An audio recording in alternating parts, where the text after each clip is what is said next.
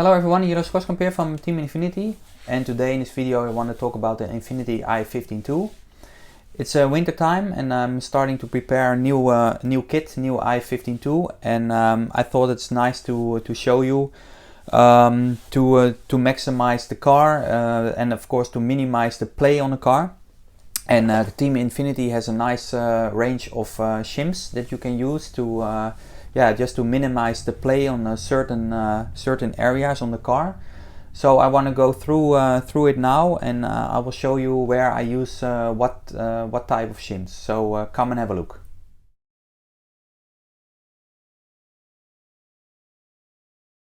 These are the different shims that I use for the car. It's the smallest one, the M3 times 5, and it's the thickness is 0.1, 0.2, 0.3.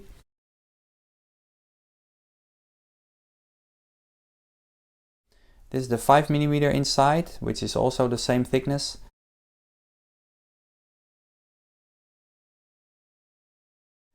This is the 6mm inside.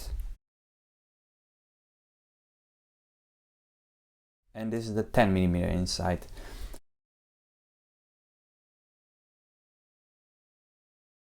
So I will show you now in which area I use which shim. As you can see, the car, first of all the front suspension arm. It's clear that if you build it without shims, there's quite a lot of play on the arm, and so therefore I put the red shim, and I put the 0.2mm and I put it right there to minimize the play on the suspension arm. In the rear, I use the standard 1mm shim, and that's absolutely fine. And there's a minimum play with a standard 1mm. So therefore you don't need an additional shim. Going to the surface saver, it's very nice to use the 5mm inside shim, and I use the 0.2 thickness, and I place the shim right there. And so when you mount the top deck, the play on the surface saver is minimum up and down. So you use the green 5x7 0.2mm shim there. Now for the diff front and the diff in the rear, I use the dark blue sticker, and it's the inside shim is 10mm, and also there you can use a 0.2 or even 0.3mm shim. It's not 100% necessary, but in this way you really minimize the side play.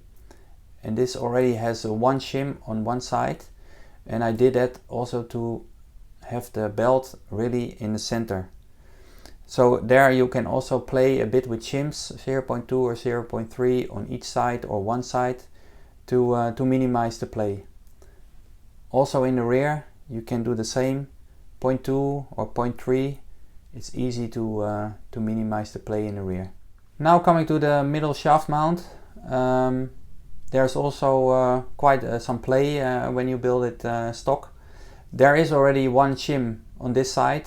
That's the dark green colored 6mm inside shim, and out of the kit there is a 0.3 here. And I added another 0.2 on the other side to minimize the play also there. Now coming to the front upper arm. This is built with the standard the clip shims that come with the car.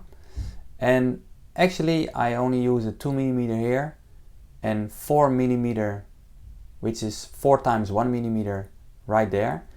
And already the play is really perfect.